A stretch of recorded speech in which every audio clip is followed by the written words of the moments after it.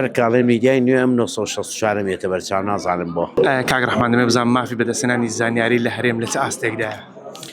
هەی خۆت زانیانی مافی زانیاری زۆر گرنگە هەم بۆ سەحافە هەم بۆ هاوڵاتی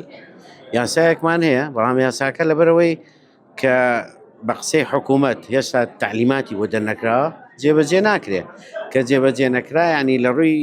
ئێمە لە ڕووی تەشریعیەوە قانونمان هەیە بەس لە ڕووی تەنفیزی مؤسساتی حکوومەتی هەرێمی کوردستان کاری پێ ناکات چونکە تعلیماتی بۆ دەرنەچووە طبعا خراپە لەبەرەوەی هەموو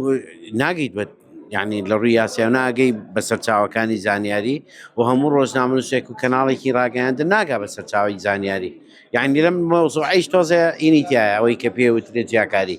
باشە چێ بەرپرسە لەوە؟ ئەوەی بەرپرسە کاک حەسەن لەوە ئەو عەقڵیەتەیە کە هێشتا زانیاری بەش ئینێکی نهێنی دەوڵەت تەماشاکە ینی زانیاری و هەموو شتێکی کە لە ناو دامی دەستگاکانی حکوومەتە نەوعێ سەقافەیەکی نهێنی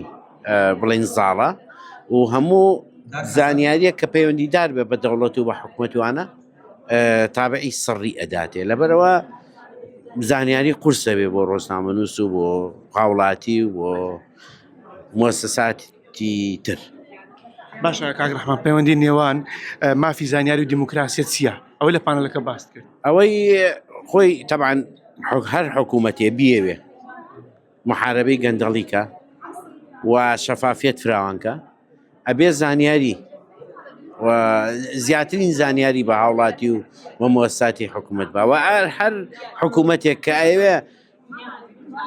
شەڕی گەندەڵیکە بەبێ میدیا ناتوانێ بیکە بەبێ شەراکەتی میدیا ناتوانێ بیکە بۆ نمونە مەسەن حکوومەتی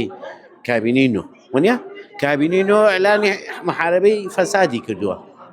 باشە محارەبەکردی فەساد بەبێ شەراکەت لەگەڵ مجتەمەعی مەدەنی لەگەڵ ئیعلام لەگەڵەوە بێگومان شەڕەکە من ناڵێمە دۆڕێنی بەڵام شەڕەکە زووتر ئەتوانی سەرکەوتوی بەسەرم مینانە